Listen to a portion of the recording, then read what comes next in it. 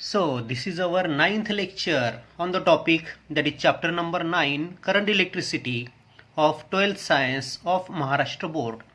And in today's lecture, we are discussing some more applications of potentiometer. आपण तीन applications बघणार आहेत. एक आहे voltage divider, potentiometer as a voltage divider. Second application is as a audio controller. Third application is as a sensor. ठीक आहे, हे तीन ॲप्लिकेशन आपण बघणार आणि त्यानंतर पोटेन्शिओमीटर आणि व्होल्टमीटर यांच्यामधला डिफरन्स आपण बघू की कोण त्या ठिकाणी कशाप्रकारे आपल्याला सोयीस्कर आहे म्हणू आपण, किंवा कोणता इम्पॉर्टंट आपल्याला म्हणता येईल याच्याबद्दल बघू. आणि पोटेन्शिओमीटरचे डिमेरिट्स पण आपण बघणार आहे. ठीक आहे, थिअरॉटिकल कॉन्सेप्ट आहे, एकदम समजायला एकदम सोपा आहे. परीक्षेमध्ये विचारला गेला तर विचारला जाईल असा परीक्षेमध्ये विचारण्यासारखा इम्पॉर्टंट कॉन्सेप्ट नाही हा, पण तरीसुद्धा आपल्याला मात्र याच्याबद्दल डिस्कशन करायचं आहे. आपल्या थेअरीमधला पॉईंट आता व्यवस्थित लक्ष ठेवा. आपण पहिलं ॲप्लिकेशन बघतोय potentiometer as voltage divider. Okay, potentiometer सगळ्यांना माहिती आहे. ही ती पोटेन्शिओमीटर वायर, ही 1 मीटर लांबीची वायर, इथे कनेक्टिंग मेटल स्ट्रिप्स असते. त्यानंतर ही second wire of 1 metre length, ही पुन्हा कनेक्टिंग स्ट्रीप. ही third wire of length 1 metre, again connecting strip. आणि fourth wire of length 1 metre. म्हणजे टोटल 4 मीटर लांबीची वायर आहे ही. 4 मीटर लेंथ त्या वायरची आहे between the points A and B. ठीक आहे, आता या वायरमधनं करंट पाठवण्यासाठी for supplying current through this wire we have used this source of EMF E. For disconnecting this circuit, the key is used. Okay, कीचं काम काय असतं? सर्किटला चालू बंद करणे. ठीक आहे, this rheostat is used in series with the wire so as to control the current through this wire.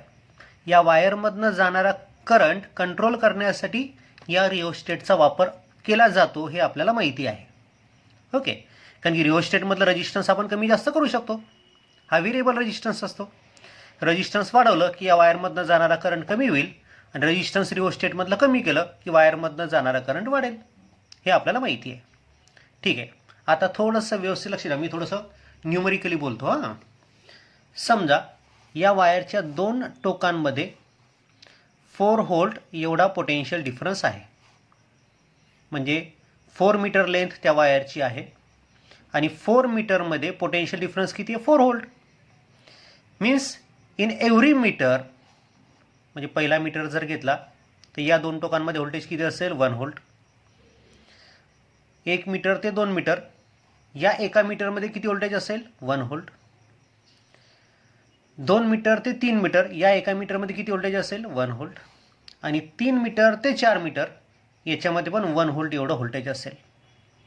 म्हणजे 4 volt are uniformly distributed in the length 4 metre. Means the potential gradient is 1 volt per metre. प्रत्येक मीटरमधलं potential difference 1 व्होल्टचं आहे. आलं लक्षात? 4 मीटरमध्ये जर 4 volt तर एका मीटरमध्ये 1 व्होल्ट आहे, बरोबर? ठीक आहे, मग आता मी काय करतो बा, पॉईंट एला व्होल्ट मीटरचं पॉझिटिव्ह टर्मिनल मी जोडलं आणि व्होल्ट मीटरचं सेकंड टर्मिनल मी 100 सेंटीमीटरवर टच केलं. तर आता हा व्होल्ट मीटर काय करेल? हा व्होल्ट मीटर या दोन पॉईंटमधलं पोटेन्शियल डिफरन्स मोजेल. म्हणजे मला या व्होल्ट मीटरमध्ये रीडिंग मिळेल 1 व्होल्ट. ठीक आहे, आता हे जे व्होल्ट मीटरचं टर्मिनल आहे हे मी इथनं काढून टाकलं आणि त्याला मी इथे टच केलं 2 मीटरवर. ही 1 मीटर लेंथ आणि ही अजून 1 मीटर लेंथ, म्हणजे 2 मीटरवर मी त्याला टच केलं. म्हणजे या वायरमधलं किती व्होल्टेज आता? 2 व्होल्ट. म्हणजे हा व्होल्ट मीटर किती दाखवेल आपल्याला? व्होल्ट मीटर रिडिंग दाखवेल 2 व्होल्ट. ही व्होल्ट मीटरचं सेकंड टर्मिनल जर आपण इथे टच केलं, म्हणजे 3 मीटरवर जर टच केलं तर आता हा व्होल्ट मीटर आपल्याला 3 व्होल्ट दाखवेल. You will get reading 3 volt. हा टर्मिनल जर तुम्ही इथे टच केला, म्हणजे 4 मीटरवर टच केला तर तुम्हाला व्होल्ट मीटर 4 व्होल्ट एवढं रिडिंग दाखवेल. आहे, बरोबर? पॉईंट लक्षात आला? म्हणजे with respect two point A आपण जर या वायरवरचे वेगवेगळे पॉईंट घेत गेलो तर व्होल्टेज आपल्याला त्या ठिकाणी या डायरेक्शनने जर आपण गेलो तर व्होल्टेज आपल्याला वाढताना दिसतं. मग आता हा पॉईंट व्यवस्थित लक्षात घ्या. या दोन पॉईंटमधलं व्होल्टेज आपल्याला चेंज करता येतं. हा फिक्स पॉईंट ठेवला मी आणि हा दुसरा पॉईंट मी इकडे इकडे शिफ्ट करत चाललो समजा, तर मला काय दिसेल, या व्होल्टमीटरमधलं व्होल्टेज वाढताना दिसेल. मग व्होल्टमीटरमधलं व्होल्टेज जर वाढताना दिसलं तर आता समजा मी इथे आणि इथे टेकवलेलं आहे, म्हणजे या व्होल्टमीटरमध्ये 1 व्होल्ट आहे, बरोबर आहे, आणि या राहिलेल्या वायरमध्ये किती व्होल्ट असेल, 3 व्होल्ट, बरोबर आहे की नाही. म्हणजे या 4 व्होल्टला आपण 2 पार्टमध्ये डिवाईड करतोय, 1 व्होल्ट आणि 3 व्होल्ट. या 2 पॉईंटमध्ये 1 व्होल्ट आणि राहिलेल्या वायरमध्ये 3 व्होल्ट, बरोबर आहे. जेव्हा तुम्ही हा व्होल्टमीटर इथे टच करता म्हणजे या वायरमधलं व्होल्टेज झालं 2 व्होल्ट आणि राहिलेल्या वायरमधलं व्होल्टेज किती झालं, 2 व्होल्ट. म्हणजे पुन्हा तुम्ही त्या पोटेन्शियलला डिवाईड केलं, 2 व्होल्ट 2 व्होल्ट. जेव्हा तुम्ही व्होल्टमीटर इथे टच करता तेव्हा या 3 मीटर वायरमधलं व्होल्टेज झालं 3 व्होल्ट आणि या एका मीटरमधलं व्होल्टेज झालं 1 व्होल्ट. म्हणजे ते पोटेन्शियल पुन्हा डिवाईड झालं 3 आणि 1. या प्रकारे तुम्ही जे व्होल्टेज या दोन टोकांमध्ये मेंटेन केलेलं आहे, 4 व्होल्ट असेल, 5 व्होल्ट असेल, 7 व्होल्ट असेल, 10 व्होल्ट असेल, जे काही असेल ते, तर त्या व्होल्टेजला आपल्याला डिव्हाइड करता येतं 2 पार्टमध्ये. आणि म्हणून मग या पोटेन्शियोमीटरचा वापर आपल्याला व्होल्टेज डिवायडर म्हणून करता येतो. मी हे 2 पॉईंट वापरले तर मला इथे व्होल्टेज मिळेल 1 व्होल्ट आणि इकडे मिळेल 3 व्होल्ट, आणि हे 2 पॉईंट वापरले आपण तर 3 व्होल्ट मिळेल आपल्याला. ठीक आहे, पॉईंट व्यवस्थित लक्षात घ्या. समजा आपण हा पॉईंट घेतला आणि हा पॉईंट घेतला, तर या 2 पॉईंटमध्ये व्होल्टेज 2 व्होल्ट असेल आणि या 2 पॉईंटमध्ये व्होल्टेज किती असेल, ही 1 मीटर वायर, ही 1 मीटर वायर, म्हणजे 2 व्होल्ट, म्हणजे 2 व्होल्ट आणि 2 व्होल्ट असं डिवायडेशन होईल त्या व्होल्टेजचं. आलं लक्षात. So you can use the potentiometer as voltage divider. ठीक आहे, आता याच्याबद्दल तुम्हाला काय लिहायचं आहे ते आपण नोट्स बघू. A potential V is set up between points A and B. A आणि बी पॉईंटच्या मधात आपण जे 4 व्होल्ट घेतलं होतं ते पोटेन्शियल म्हणजे V of potentiometer wire, which get equally divided along the length of the wire. त्या वायरमध्ये ते जे 4 व्होल्ट होतं ते एका मीटरमध्ये 1 व्होल्ट, दुसऱ्या मीटरमध्ये पुढचा 1 व्होल्ट, तिसऱ्या मीटरमध्ये पुढचा 1 व्होल्ट आणि चौथ्या मीटरमध्ये पुढचा 1 व्होल्ट असं ड्रॉप झाले होते की नाही. So this potential get equally divided along the length of the wire, हे आपल्याला माहिती आहे. One end of the instrument or device to which supply is needed is connected to the point A. आता आपण काय केलं होतं, मी तुम्हाला म्हटलं होतं की या पॉईंट ए आणि हा पॉईंट घेतला होता आपण पहिले, तर या 2 टोकांमध्ये 1 व्होल्ट भेटलं होतं. मग हे 1 व्होल्ट समजा आपल्याला कोणत्या तरी डिव्हाइसला सप्लाय करायचं, समजा हा एक डिव्हाइस आहे, याला आपल्याला ते व्होल्टेज सप्लाय करायचे आहेत. मग मी 2 पॉईंट इथे जोडले तर 1 व्होल्ट मला याला देता येईल. हा पॉईंट जर मी इथे जोडला तर मला 2 व्होल्ट या डिव्हाइसला देता येईल. हाच पॉईंट जर आपण इथे जोडला तर 3 व्होल्ट मला या डिव्हाइसला देता येईल. म्हणजे आपल्याला त्या डिव्हाइसला किती व्होल्टेज द्यायचं ते आपल्याला ठरवता येतं. So one end of the instrument or device to which supply is needed is connected to the point A and other terminal to the slider that can move along the wire. तुम्हाला किती voltage पाहिजे, 1 पाहिजे, 1.5 पाहिजे, 2 पाहिजे, 2.25 पाहिजे, 2.5 पाहिजे, 2.75 पाहिजे, 3.2 पाहिजे, किती व्होल्टेज पाहिजे तेवढं तुम्ही व्होल्टेज मिळवू शकता. तुम्हाला काय करायचं आहे, दुसरं टर्मिनल हे त्या वायरवर स्लाइड करायचं आहे, that can move along the wire. So when the slider moves along the wire, a variable potential can be supplied to the device. त्यामुळे तो स्लाइडर जर तुम्ही त्या वायरवर फिरवला तर तुम्हाला पाहिजे तेवढा व्होल्टेज तुम्ही त्या डिव्हाइसला देऊ शकता. So because slider divides the potential of wire A B into the 2 parts. त्या स्लाइडरमुळे त्या पोटेन्शियलचे 2 भाग होतात, हे आपण आताच बघितलेलं आहे. So potentiometer can be act as a potential divider, आणि म्हणून मग तो पोटेन्शियल डिवायडर म्हणून काम करू शकतो असं आपल्याला सांगता येतं. आता लक्ष ठेवा, इथे जे आपल्या या डिव्हाइसला जे आपण हे देतोय, व्होल्टेज देतोय, हे कमी जास्त होऊन राहिलं. हा टर्मिनल आपण इकडे शिफ्ट करत गेलो, तो व्होल्टेज वाढत चाललं, त्या डिव्हाइसला मिळणारं व्होल्टेज वाढत वाढत जाईल आणि असं करत गेलो तर व्होल्टेज कमी कमी होत जाईल. म्हणजे या डिव्हाइसला मिळणारं व्होल्टेज आपण कमी जास्त करू शकतो. मग त्या व्होल्टेजनुसार तुम्ही वेगवेगळे पॅरामीटर त्या डिव्हाइसचे कमी जास्त करू शकता. समजा लाईट असेल, लाईटला पहिले तुम्ही 1 व्होल्ट दिलं, नंतर 1.5 व्होल्ट दिलं, नंतर 2 व्होल्ट दिलं, नंतर 2.5 दिलं, नंतर 3 दिलं, 3.5 दिलं, 4 दिलं. काय होईल? या लाईटला मिळणारं व्होल्टेज वाढत गेलं. लाईटला मिळणारं व्होल्टेज वाढत गेलं तर लाईटची इंटेन्सिटी वाढत जाईल. तो जो लाईट आहे तो जास्त इंटेन्सिटी लागेल जास्त व्होल्टेजला मिळालं तर. म्हणजे या ठिकाणी तुम्ही व्हेरिएबल सोर्स म्हणून पण याचा वापर करू शकता. त्याच वेळेस आता लक्ष ठेवा, आपण आता याचा वापर करतो as a audio controller. Audio controller म्हणजे ऑडिओ ज्याद्वारे कंट्रोल केला जातं अशा प्रकारचं डिव्हाइस. म्हणजे आवाजाच्या वेगवेगळ्या प्रॉपर्टीज आहेत. लाऊडनेस ही एक प्रॉपर्टी आहे साऊंडची, बरोबर आहे. मग आता त्याला कशा प्रकारे कंट्रोल करता येतं? ब्रास तुम्हाला कंट्रोल करता येतं, ट्रिबल पण कंट्रोल करता येतं. त्यानंतर त्या साऊंडची फ्रिक्वेन्सी पण आपल्याला कमी जास्त करता येते. मग ती कमी जास्त करण्यासाठी तुम्ही या पोटेन्शियोमीटरचा वापर करू शकता. इथून हे 2 पॉईंट काढले तुम्ही. हा एक समजा व्हेरिएबल आहे आणि एक फिक्स आहे. या 2 टोकांमध्ये तुम्ही लाऊडनेस कंट्रोल करणारा लावला. जेवढं व्होल्टेज वाढेल, या 2 टोकांमधलं जेवढं व्होल्टेज वाढेल तेवढा आवाज तुम्हाला मोठा मिळेल त्या साऊंड इन्स्ट्रुमेंटमधनं, आहे की नाही. जेवढं व्होल्टेज त्या 2 टोकांमधलं वाढेल तेवढा तुम्हाला आवाजामध्ये लाऊडनेस जाणवेल. तशाच प्रकारे या व्होल्टेजनुसार किंवा या पोटेन्शियल डिफरन्सनुसार तुम्हाला त्या ऑडिओची फ्रिक्वेन्सी पण बदलवता येते.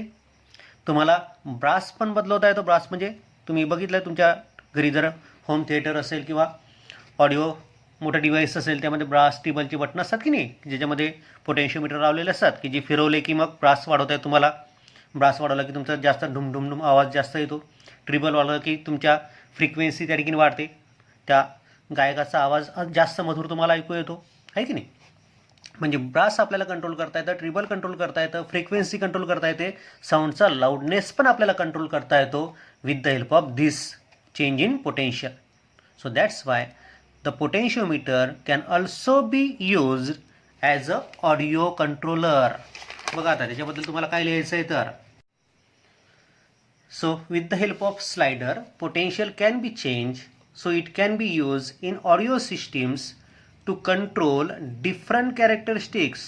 म्हणजे ऑडिओ सिस्टीममध्ये आपण या पोटेन्शियोमीटरचा वापर करून त्या साऊंडशी रिलेटेड जे वेगवेगळे पॅरामीटर्स आहेत, जसं लाऊडनेस म्हणजे आवाजातला चढ उतार किंवा आवाज मोठा करणे छोटा करणे, बास म्हणजे तुमचं त्या साऊंडमध्ये जे ड्रमचा आवाज असतो तो कमी जास्त करणे, ट्रिबल म्हणजे जे फ्रिक्वेन्सी डिपेंडंट साऊंड असतो त्याला कंट्रोल आपल्याला करता येतं आणि फ्रिक्वेन्सी पण आपल्याला त्या ठिकाणी चेंज करता येते आणि त्यासाठी आपण या पोटेन्शियोमीटरचा वापर करू शकतो. पण इथे जे पोटेन्शियोमीटर वापरलं आहे एवढं मोठं ते न वापरता छोटे छोटे पोटेन्शियोमीटर आपण घेतो, त्याला पण नाव आपण पोटेन्शियोमीटर दिलं आहे की जे तुमच्या ऑडिओ सिस्टीममध्ये लावलेले असतात. ठीक आहे. So you can control loudness, bass, treble and frequency with the help of potentiometer. So that's why you can use potentiometer to control audio. The next application of potentiometer is it can be used as a sensor also. Okay.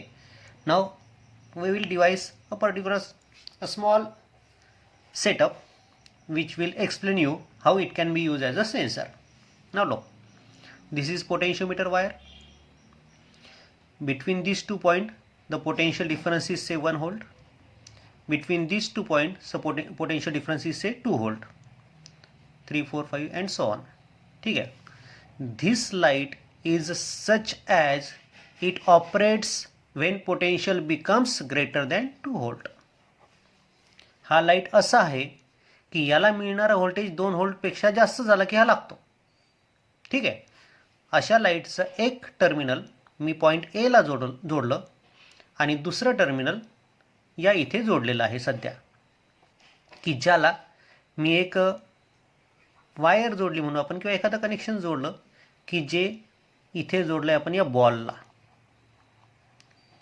Air balloon आपण हा म्हणू, आपण त्याला ball म्हणा किंवा air balloon म्हटलं तरी चालेल. आणि या ठिकाणी या टँकमध्ये पाणी भरलेलं आहे. ठीक आहे, पाणी जेव्हा भरेल तेव्हा बलून वर आलेला असेल, त्यावेळेस ही स्लायडिंग, हा जो स्लायडिंग पार्ट आहे हा इकडे असेल. जेव्हा या टँकमधलं पाणी संपेल, पाणी समजा बाहेर चाललं, टँकमधलं पाणी संपलं की हा बलून खाली येईल. हा खाली आला म्हणजे ही वायर ओढली जाईल, ही वायर ओढली गेली तर ही जाईल इथे. ही जेव्हा इथे पोहोचेल म्हणजे याला मिळणारं या दोन टोकांमधलं व्होल्टेज काय होईल, 2 व्होल्टपेक्षा जास्त होईल. आणि 2 व्होल्टपेक्षा जास्त झालं तर हा लाईट काय होईल, लागेल.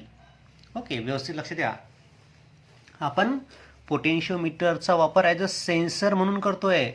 म्हणजे जेव्हा या ठिकाणी मोशन झाली, म्हणजे हा बलून जेव्हा खाली आला, पाणी संपलं त्या टँकमधलं, तर त्यावेळेस आपल्याला समजलं टँकमधलं पाणी संपलं म्हणून, कारण की लाईट लागला. आणि म्हणून मग तुम्ही याचा सेन्सर म्हणून वापर करू शकता. कोणतीही एखादी मोशन तुम्ही याला जोडून टाका.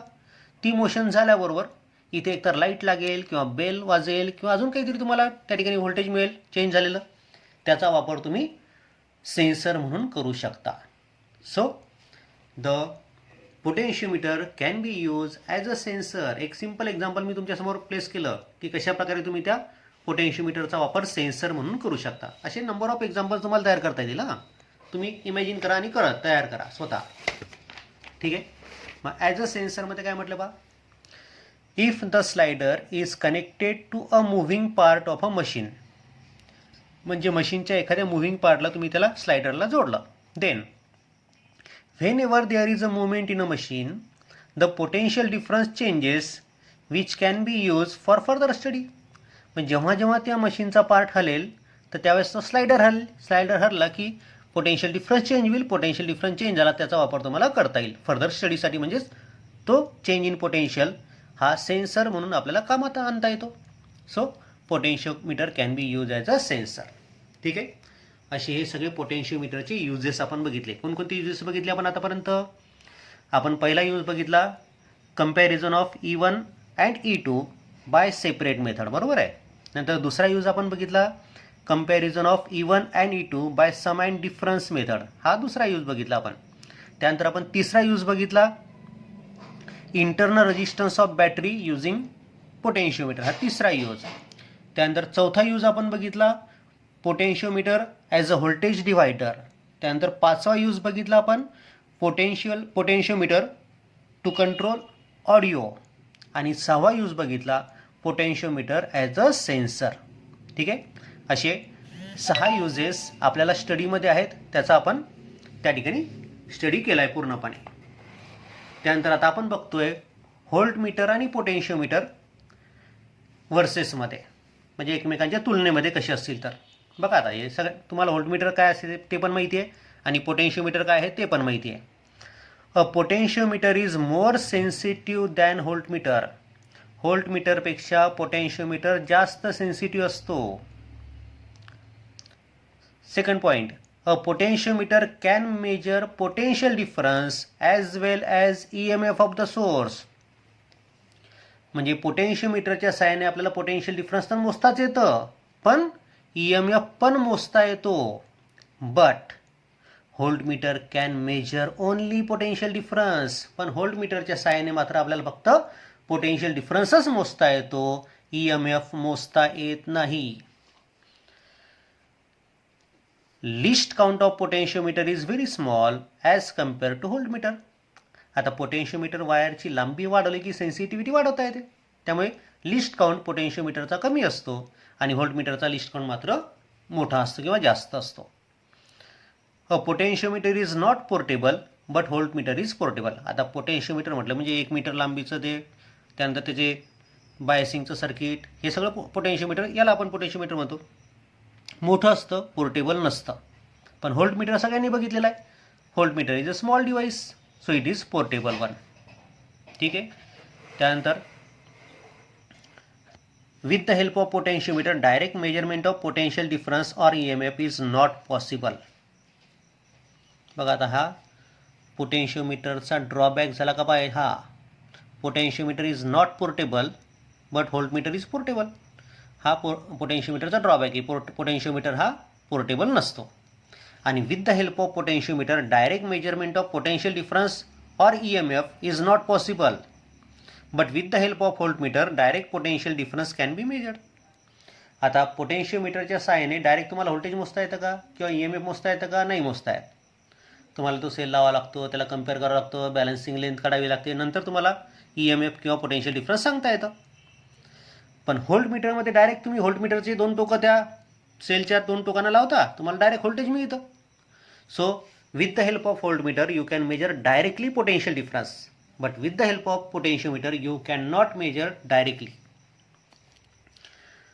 Potentiometer requires proper arrangement as well as proper connections to operate. पोटेन्शियोमीटरला बरोबर ते सरळच ठेवावं लागतं, त्याला आडव्या बेसवरच ठेवावं लागतं, त्याला वेगवेगळे कनेक्शन द्यावे लागतात, म्हणजे त्याला ऑपरेट करण्यासाठी पर्टिक्युलर कनेक्शन्स पण करावं लागतात आणि अरेंजमेंट पण करावी लागते. Whereas voltmeter do not require such arrangement or connections. पण व्होल्टमीटरला मात्र तसे अरेंजमेंट करावी लागत नाही. ठीक आहे, हे झालं व्होल्टमीटर आणि पोटेन्शियोमीटर यांच्यामधला फरक. वर्सेसमध्ये त्या पोटेन्शियोमीटरचे डिमेरिट्स काय सांगता येईल तुम्हाला? Potentiometer is not portable. This is the main drawback of potentiometer. And direct measurement of EMF or potential difference is not possible with the help of potentiometer. पोटेन्शियोमीटरच्या सहाय्याने तुम्हाला डायरेक्ट EMF किंवा पोटेन्शियल डिफरन्स मोजता येत नाही. त्यानंतर potentiometer जर तुम्हाला वापरायचं असेल तर त्यासाठी प्रॉपर अरेंजमेंट पण लागते आणि कनेक्शन पण लागते. हा पण एक तिसरा डिमेरिट तुम्ही म्हणू शकता. ठीक आहे. Okay, this is all about the potentiometer.